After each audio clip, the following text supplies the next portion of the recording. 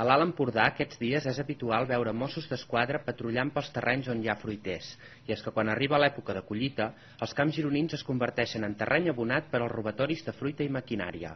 Per això, fins al mes de novembre, els Mossos han intensificat la vigilància als conreus amb una patrulla específica. Avui els agents van a veure un pagès de la zona de l'Armentera.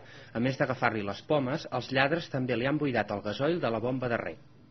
El gasoil el solen robar més de nit, i tema de fruita, vores que nosaltres no som al camp, anem a dinar o així, per exemple.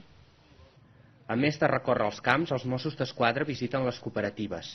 En aquesta de l'Armentera, el responsable els explica que fa pocs dies van robar 500 quilos de préssec a un pagès de la zona. Normalment els lladres venen aquesta fruita als mercats. Tot i aquest degoteig de casos, la veritat és que molts es queden sense denunciar.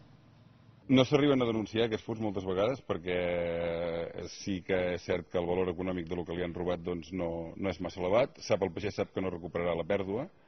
A més, els pagesos tampoc denuncien els petits robatoris pel temps que suposa anar fins a comissaria. Per això, aquest any són els Mossos els qui es desplacen. Els pagès, si pateix un robatori, es posen en contacte amb ells i ells tenen el telèfon directe nostre i concretem el lloc i l'hora en el qual anem a agafar-li la denúncia. Per tant, el servei afegit que volem fer aquest any és anar a l'explotació agrícola o a la cooperativa i agafar la denúncia in situ, per evitar desplaçaments.